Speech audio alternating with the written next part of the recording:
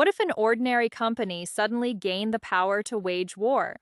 Not a kingdom, not a nation, but a powerful corporation. It sounds impossible, yet history recorded this as reality. One company managed to change the fate of millions across distant lands, driven by profit and growing ambition. An ambition that expanded beyond imagination and reason itself. Its name was the VOC, a trading company unlike any other. It quickly evolved into a machine of global power, far beyond the limits of ordinary commerce and trade. For centuries, its name inspired fear and admiration alike. Many saw it as an economic miracle beyond comparison. Few understood the danger hidden beneath its success. Everything began with spices worth more than gold. Nutmeg and cloves became treasures desired across Europe. Demand exploded for exotic goods from distant lands. Merchants competed fiercely to control this profitable trade. Fortunes could be made from a single successful voyage. Yet competition grew brutal and increasingly expensive. Many companies failed and vanished beneath the waves. Investors became anxious as profits became uncertain. Then a simple idea emerged that changed everything. Unite capital, ships, influence, and resources into one. From that decision, the VOC was born. And the world would never be the same again. At first, the VOC appeared to be an ambitious trading company. But the Dutch government granted extraordinary privileges. Privileges that transformed a business into a powerful force. They were allowed to raise their own armies. They could build fortresses to protect their interests. They could send warships to distant territories. They could negotiate treaties with foreign rulers. Powers normally reserved for sovereign nations alone. The line between business and government began disappearing. And once that line vanished, danger followed. The VOC now possessed the power to shape destinies. Entire regions could be influenced by corporate interests.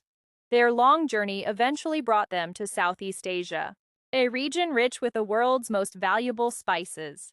Local merchants had traded freely for generations. At first, the VOC arrived with smiles and promises. They offered agreements that appeared mutually beneficial.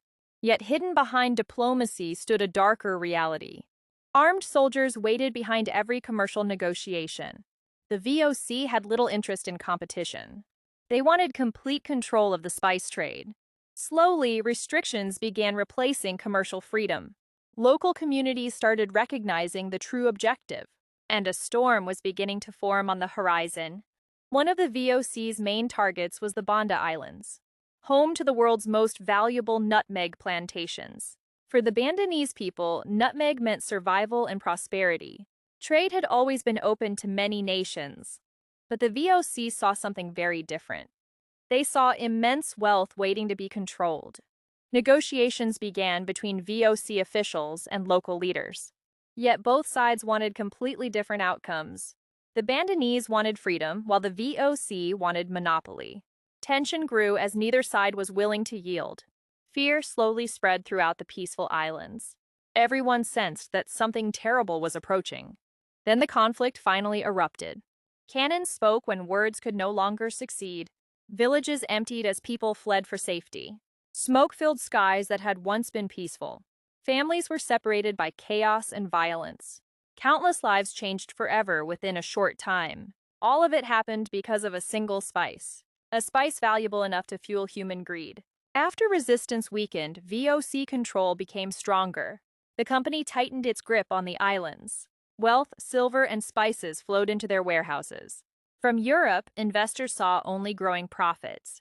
Profits surged, and the VOC entered its golden age, a level of success few organizations had ever achieved. Warehouses overflowed with spices, silver, and valuable goods. Ships arrived continuously from every corner of Asia. Batavia grew into the heart of VOC power. It connected Asian trade with Europe's growing demand. The company's influence expanded across land and sea. Local rulers were forced to adapt to its presence. Every year, its authority seemed to grow stronger. The VOC increasingly resembled a sovereign nation. It possessed territory, armies, laws, and political influence, all driven by the pursuit of greater profit.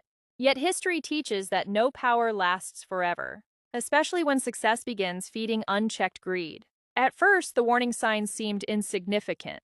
A small abuse of power here and there, a little corruption hidden behind impressive numbers. Few people cared while money kept flowing. Corruption spread quietly like termites within wood, invisible at first but steadily growing stronger. From the outside, everything still looked perfect. Investors continued celebrating extraordinary returns, but the first cracks had already appeared, and they marked the beginning of the end. Behind the glory, serious problems were beginning to grow. Profits slowly declined as financial pressures increased. Costs continued rising while revenue struggled to keep pace. Maintaining a vast empire required enormous resources.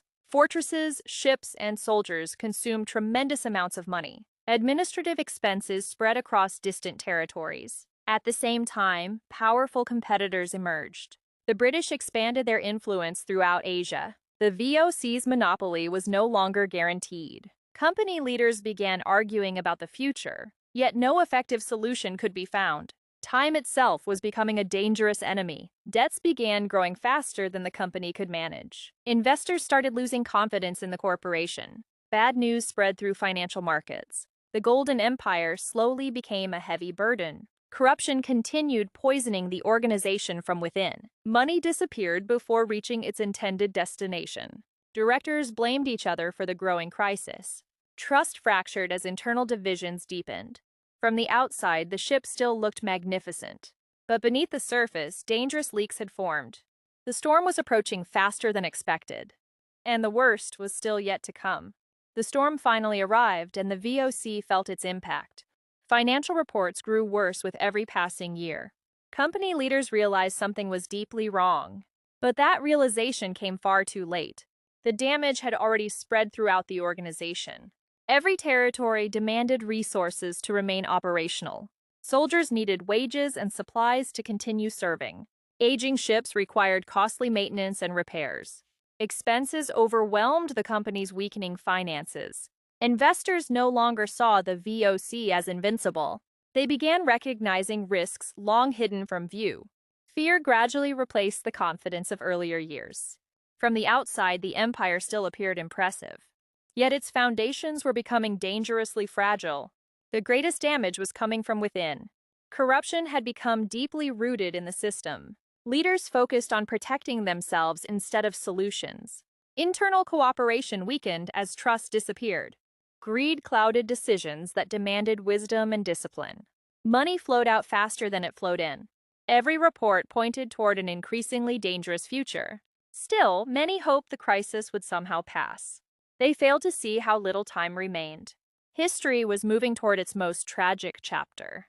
Numbers never lie, and now the truth was visible. Profits were shrinking while debts continued to grow. Trade routes no longer delivered their former dominance. Competitors became stronger with every passing year. Markets grew more crowded and increasingly difficult. Each voyage generated less profit than before. Meanwhile, expenses continued rising without mercy. Every territory demanded funding just to survive. The balance between profit and cost had shifted. Investors began questioning the future of the company.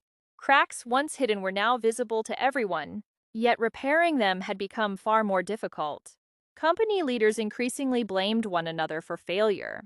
The crisis stood directly before them, impossible to ignore. Meetings produced arguments instead of meaningful solutions. Personal interests often outweighed the company's survival. Power made it difficult to accept painful realities. Resources were disappearing faster than they could be replaced. Economic activity slowed throughout the company's network.